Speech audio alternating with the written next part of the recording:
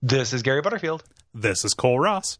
This is Monster My Podcast. And this is the Wodewose. There's a monster in my podcast. And this is one of my favorite illustrations in the book because it contains multitudes. Yes. So I'd like you to take a close look at the rat that's getting its head bit off. And the look of terror and him screaming, you can see. Yeah. We're looking right down the barrel of his mouth. And anytime you see a rat's teeth, it's a bad news.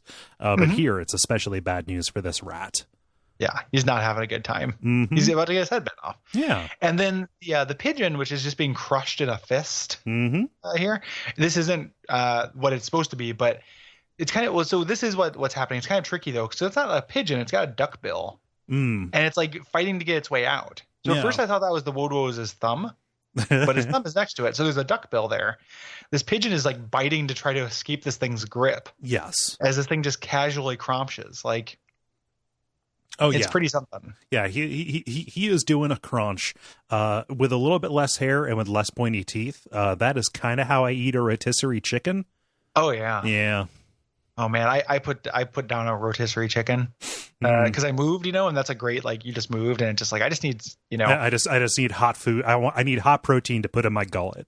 Yeah. Well, and you just don't want to eat something bad for myself. Like I could go and get like a burrito, but I don't want all those carbs. How about I eat an entire chicken? How about I boil this down to the purest unit of animal food, which is one animal, please. Yeah, there's something just extremely alpha about having just taken out an entire entity like that, So I'm very Wodewose, and I didn't have furniture set up. Like I had a Wodewose night. Yeah.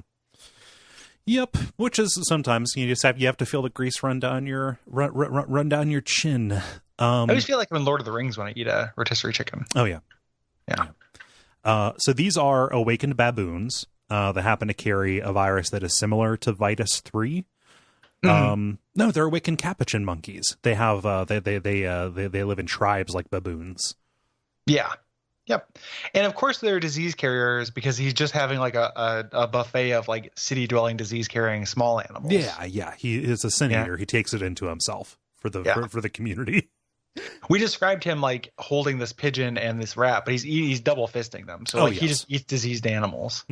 And they're just like mean little idiots. Like they don't do anything. They're not smart. There's not really there's a little bit of the discussion about whether they're secretly sentient. Right. But the lady never, Ellen or Deborah never pops in. Right. Even Deborah has a line, Yeah, like she doesn't even get in on this. Nobody's defending these things. Yeah.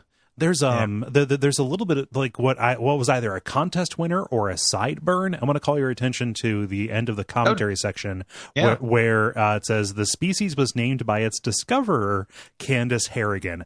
Gary, who is Candace? I was just Googling that, like to see if that. So I thought I for sure was like, oh, this is probably somebody who is famous for dealing with these capsaicin spicy monkeys, or whatever you said, the capsaicin monkeys. I was like, oh, that'll definitely be her, but it's not. Huh? So I have no idea. Huh. There's no Google. It comes with a bunch of white pages results. So I wonder if this is a side slam. Yeah. Or just like somebody who works there. Yeah. One of the writers. There is some real dum-dums in the comments who don't understand evolution on a level that like 4-year-olds should understand it. Where they're like, these things live for a long time. Wouldn't that make them smarter? Like the people who think that like apes will eventually evolve into humans, like apes that exist now will just wake up one day as humans if they're around long enough. Yeah, well, no, they'll just get smaller and smaller throughout the course of their life, get less hair, turn into a human baby, and then grow up into a human adult. Yeah, Benjamin Babutin. It's not very good. But we're ending it there anyway. Brought to you by our backers at patreon.com/Duckfeed.tv.